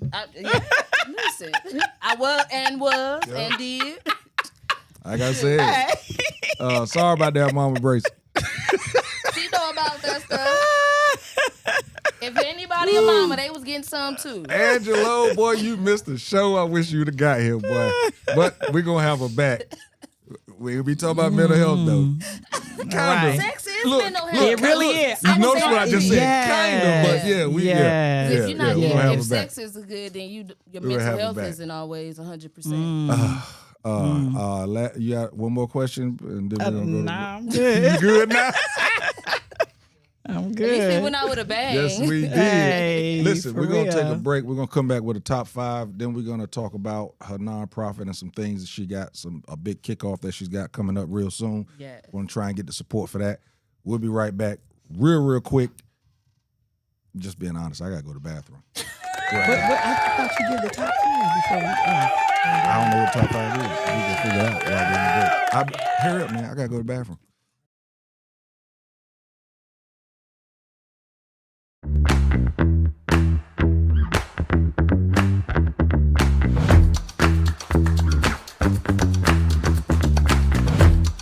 New phone. Listen, man, I've had iPhone 11 for a long time since iPhone 11 came out. What? Yeah, iPhone 11, and I wore it with pride because I was like, I'm not getting a new phone every time one of these things come out. That's fair. The whole family got better phones than me, and it's okay. So I'm at Sam's, right? And I'm unloading my cart, and my mom calls me.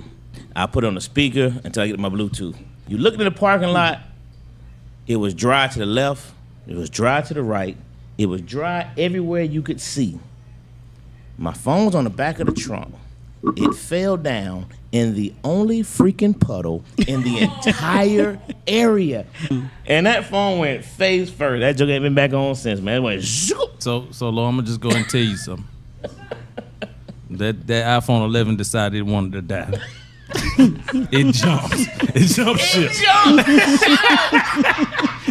Now that is funny. That iPhone 11 was like this. He can't keep pushing me like this.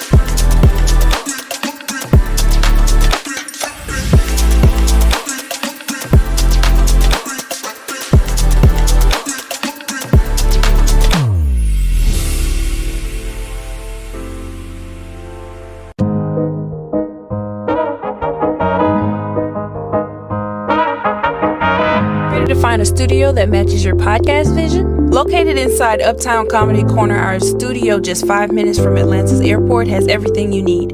From high quality equipment to multi-camera setups for live streaming, we've got it all. With 15 plus years of experience, our team ensures smooth sessions with editing and post-production services at an additional cost. Plus, our competitive pricing make it easy for creators of all levels. Contact us at 404-500-1605.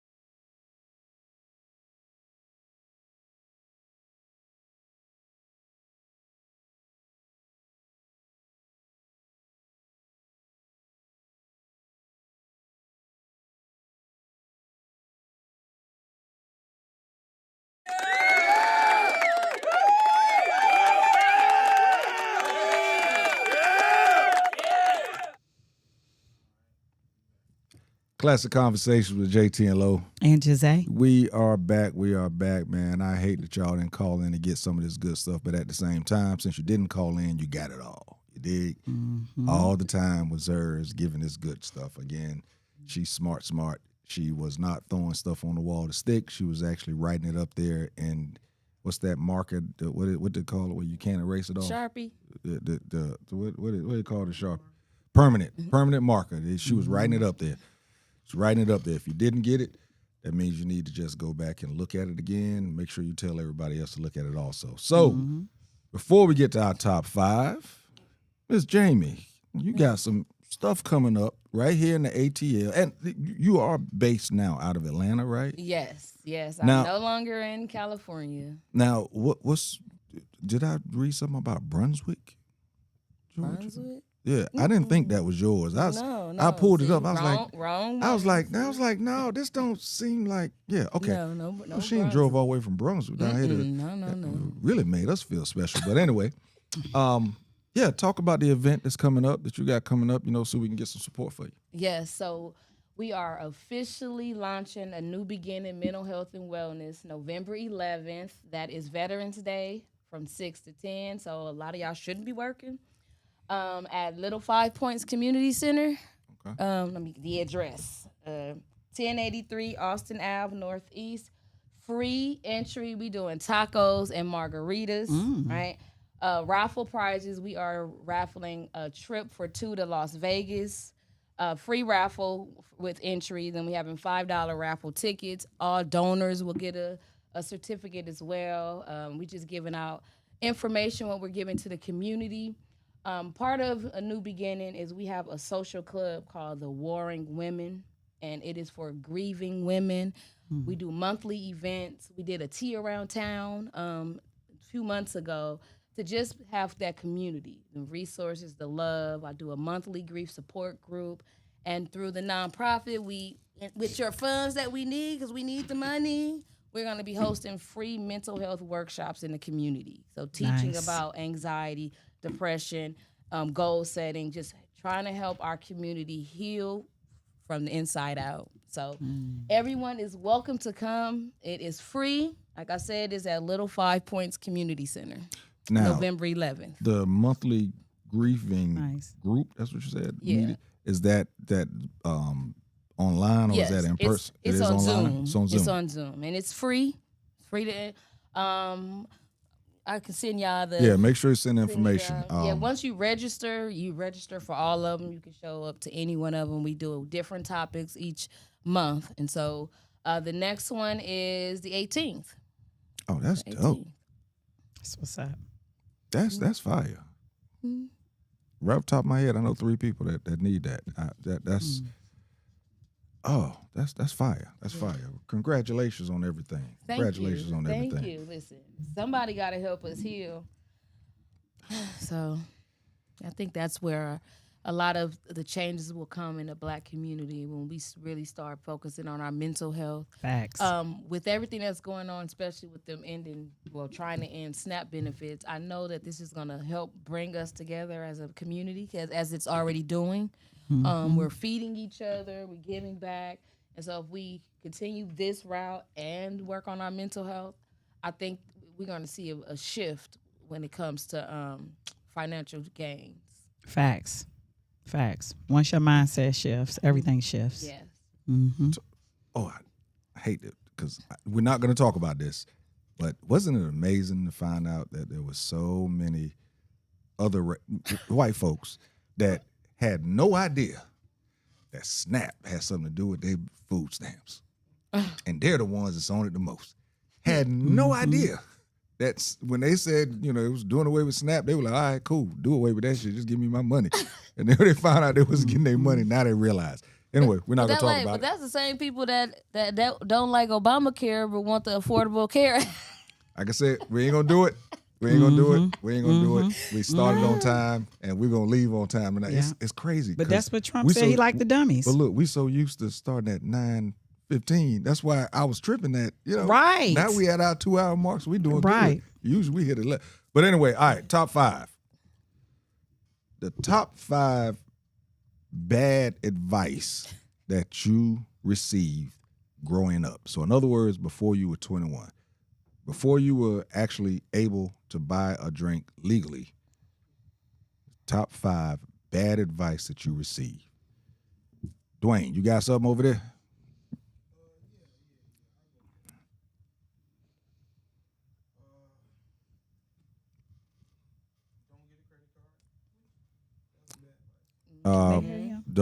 They can't hear us at mic. First one is don't get a credit card. That was bad advice.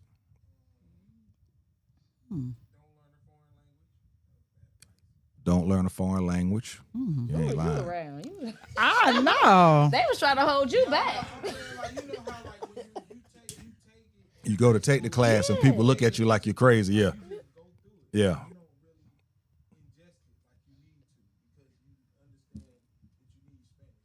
Oh my God.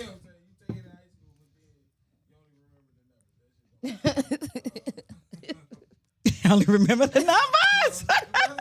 I know the food too. That is too funny.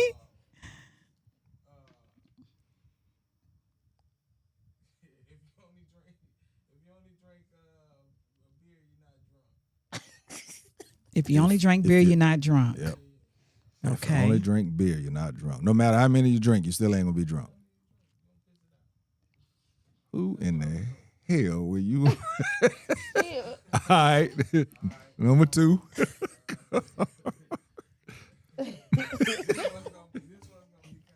Nah, he's on number 4.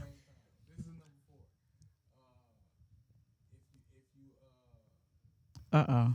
I'm scared. I'm so scared. Okay. Damn, I'm intrigued. Say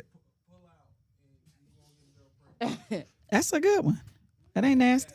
That's It is bad Bad advice. I'm saying that's Bad a good advice. one. That is bad advice. Yeah, that's what I'm Oh, saying. Okay, yeah. Bad advice. He said that they pull told out. him. Told him if he pull out, won't get a girl pregnant. Yeah. Yeah. Yeah. Bad advice. Ain't nothing Bad nasty advice. about that. Bad advice. Terrible advice.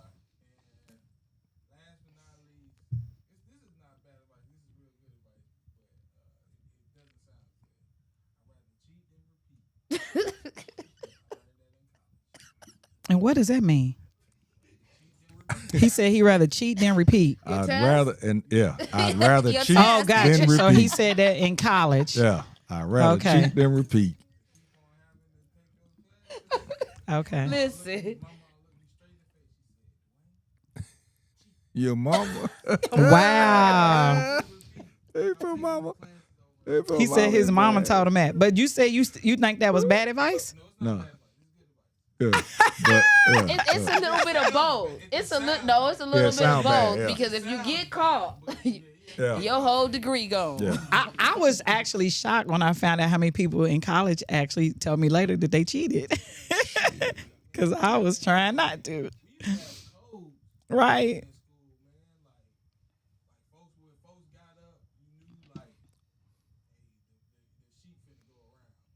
Wow.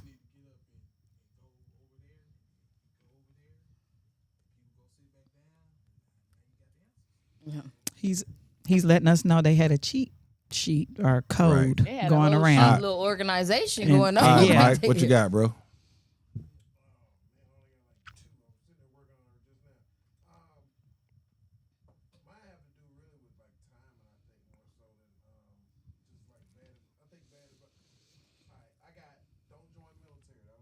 Okay. The first bad advice is do not join the military.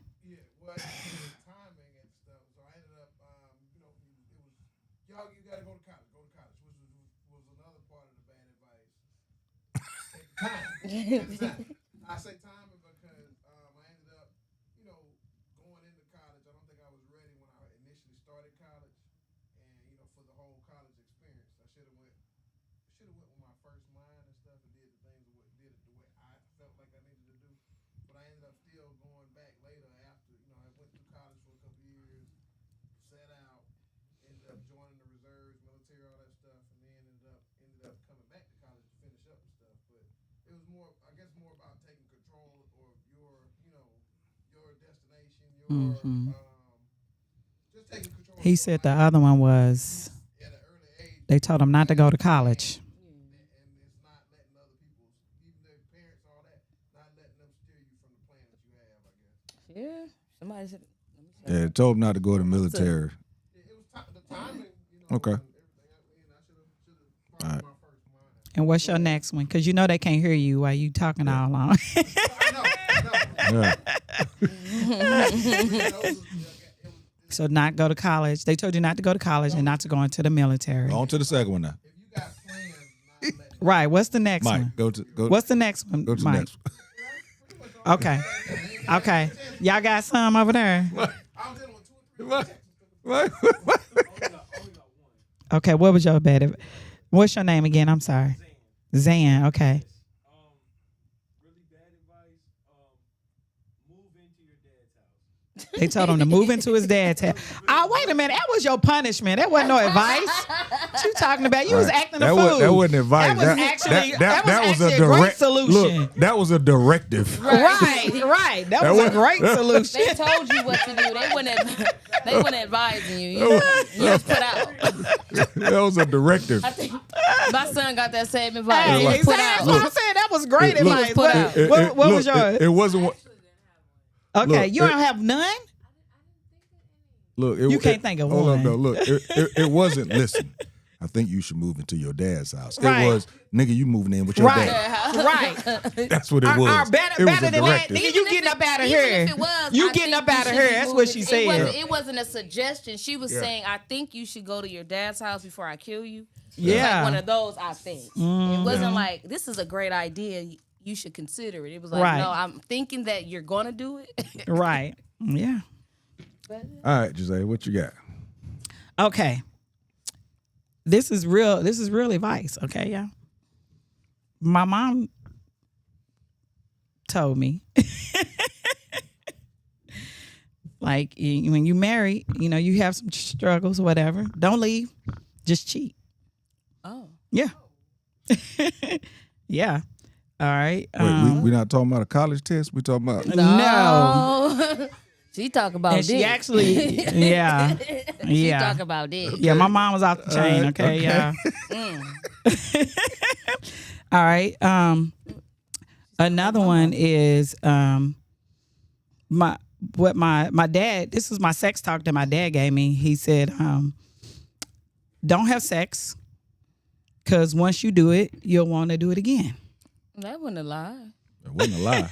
But how's that a sex talk to a teenager? He talked about it. That's me. What about talking about these STDs and getting pregnant? probably didn't know about that. You gonna enjoy this shit. Look, he couldn't help you with that. You was already here, so let you know. All right. Right. That's basically what he said. Once you turn it on, you can't turn it off. But it wasn't the case for me. Okay, so life is hard. Get used to it. I'm at this age, I really don't believe life has to be hard. So I don't think I feel like that gave me a bad outlook, right, on life. It gave me an expectation that I shouldn't have had, right? Because if you think life is hard, guess what? Your life gonna be hard. All right? Work hard. I don't believe in work hard. I don't believe in working hard. I don't. I do not believe in working hard. I think that money is about energy. Success is about energy. Because if working there hard is all you had to do, why aren't all these people successful? All these people that's working 50, 60 hours a week. So that's not the key to success, is working hard. So I feel like that's smart too. I feel like that's bad I advice. think work smarter. You know what I'm work saying? hard- Right. Work smarter, Right. not Smarter. harder. Exactly. I agree. To not work. Okay. I agree. Work smarter. But work not hard harder. is actually some good advice. But go ahead. I'm just telling you, it's not. said for her. I've been pretty successful, not going that route for my, and that's all I can say for myself. I've been pretty successful. I've never believed in a 40-hour work week, and when I worked a 40-hour work week, it was worse than when I worked 3 days a week. So, and my last one, which I've already told y'all this one, when I used to ask for stuff from my dad would tell me to shit in one hand and want in the other and see which one fills up faster. Yeah. I told you I came from dysfunction now. Come on. Wait a minute. Say that again. Shit in one hand and want in the other. See which one You fills. gonna get shit first. And there you go. That's what he was. Yeah. She didn't That want was it. hand. So That was was it good it. advice or bad advice? It was bad. What you Told you to shit in mean? your hand. I think that's pretty bad. Right. What you mean?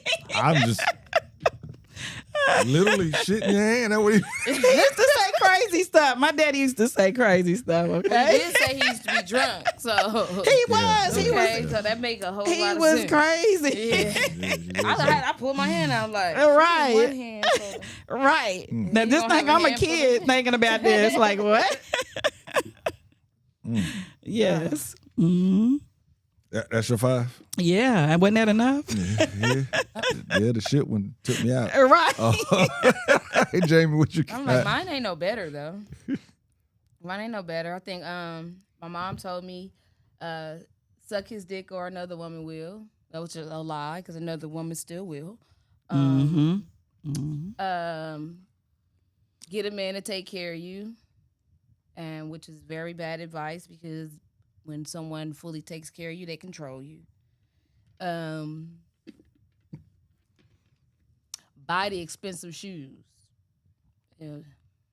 Don't buy no expensive shoes if you don't have no assets, no real investment. Come on. What else did she used to say? My grandma has some shit. Oh.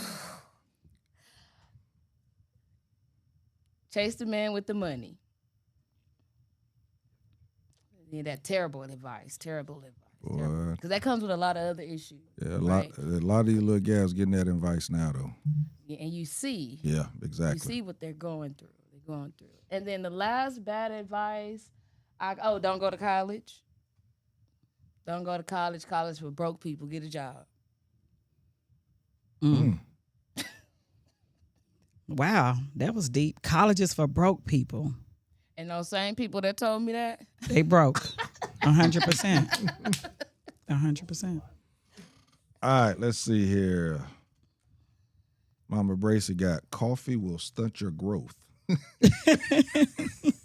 do you know what that might not be a lie because I've been drinking coffee since middle school and I think I'm the same size Ooh. What you like, 4'11"? and a half. That's what's I need up. my half. Give her That's her what's half up. now. Here you have it.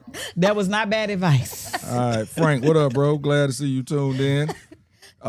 Drink milk. His first one is listen to your dad. It's okay to lend friends money. What?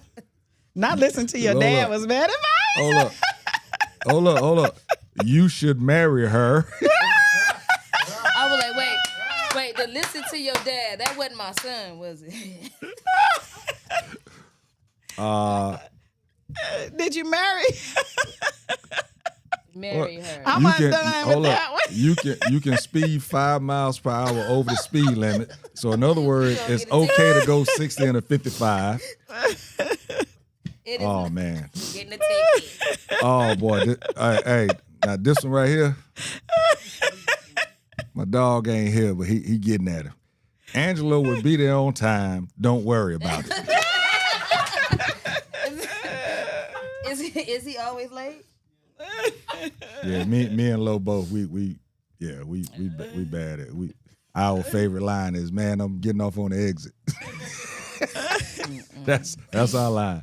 All right, Kiki got you were in the wrong place at the wrong time. Go to college. That was bad advice. Pain Right. gets better with time. Huh? Oh, Frank said I married her. Woo! OJ, what? Was OJ on- was on TV at the strip club doing his bachelor party. It was a sign. What? Yeah, Kiki said it because Angelo will never be on time, but he will be there. Yeah, don't worry about it. He gonna make it. Ooh, that's He gonna make deep. That You is know what? wow. What's that man that? Yeah, that if went out. OJ Simpson is a sign, we had the same sign because when I was married, I went to pick up my husband from work and he was outside talking to OJ Simpson. I said, you are not allowed to Ooh. talk to that man right there. You do not need none of his advice. All right, y'all, we ain't going nowhere. We had a little camera issue. It's about to pop back up. Stay right there. Stay right there. So, Kiki yeah. said trade school was so much better. Yeah, now I do agree with that, Kiki. I think that I talk to my kids about that, and I just feel like you could do either one. Me and my ex, we both made a living off of trade school. Yeah. Made a good living off of trade school, but I went to college as well. I'm a college I graduate. think but, whatever your purpose is that you Yes. want to do in life, whatever Yeah. is the best route to get you there. yeah, Right? Because college is not for everyone. it's not. Right? And then some stuff that you want to do, trade school don't offer. Yes. And so do what Yes. works for you. Yeah, you need. What I say is that you need further education. You need a skill set. So if college is what's going to give you the skill set, go to college. If A trade school, is what's going to give you the skill set, and you're not going to have bills or what have you. Have to be paying back college, loans and whatever else. but Then do that too. Don't run from student loans. That's why everybody is so quick to say, no, student loans. But you will go to a lot and buy a $60,000, $70,000, $80,000 car that's going to lose value, but you won't put $60,000, $70,000 into you that's going to increase in value. Well, the only thing is now, I don't know. I'm not saying you wrong. However, I can put that car in bankruptcy. I can get rid of that. Student loans. But that bankruptcy, you gonna pay them student loans back. But see, the thing about the student loans is Mm-hmm. they not just snatching them out of your check. What do I say all this time? Communication.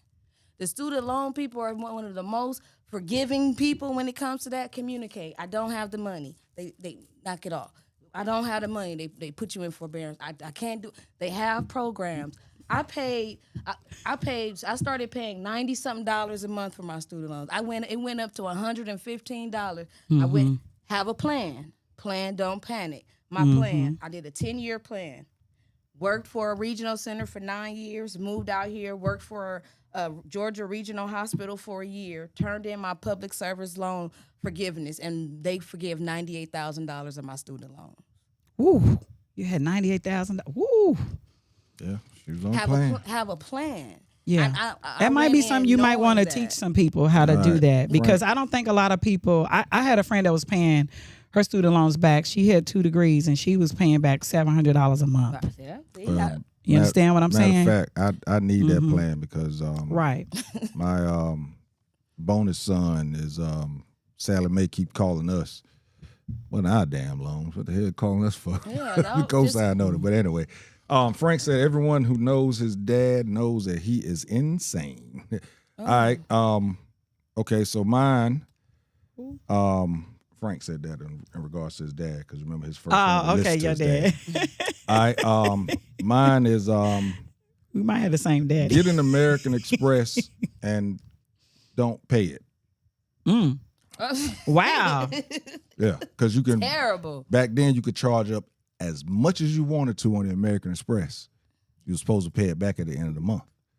But, folks that told me that, told me, it was like a loan. Y'all was scamming back then?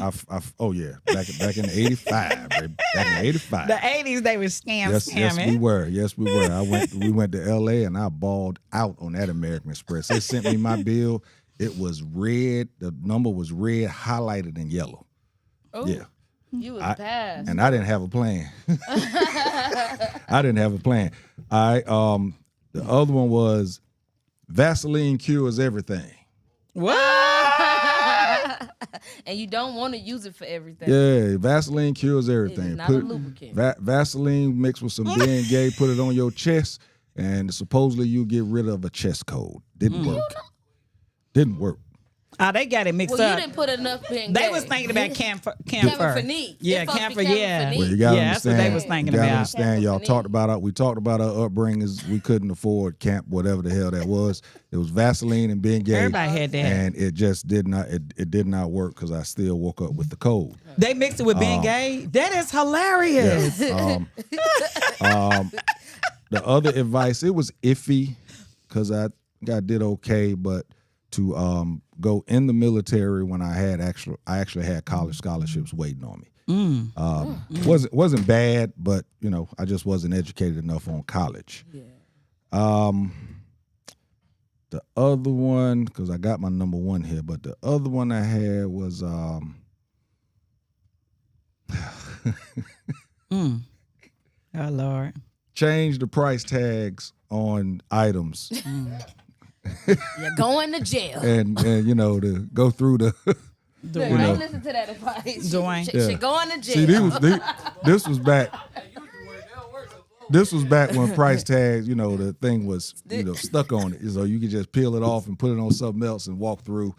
And you walk through with something that actually costs about $45. You walk through and it costs $8. Yeah, they didn't tell me that, the value, you can't let the value be that much of a difference. And then the number one. Oh, goodness I gracious. can't believe I'm about to say this. Put earwax on your finger. And if you put your finger in her and she don't jump, she clean. And earwax? You putting earwax in people's Yeah, stuff? I wish we could. Man, you over here giving Yeah, people yeast I wish we could get infections. this young lady that's in the studio. I wish we could get her face. Yeah. Cause she leaned You all the are way in. giving yeast infections. Yeah, put earwax on it. And you know Yeah, what? put That's your- probably why these kids got these You ADHD and autistic. put your finger up in Earwax. The it. wax, the earwax. Look, if she jump, don't put your dick in her. If she jump, What there's does that something wrong do? with her. And knowing Hey, I'm y'all, just telling you the bad advice that was given to me. and knowing y'all probably still did it with them. Yeah, I did it. But did you still do it with the girl?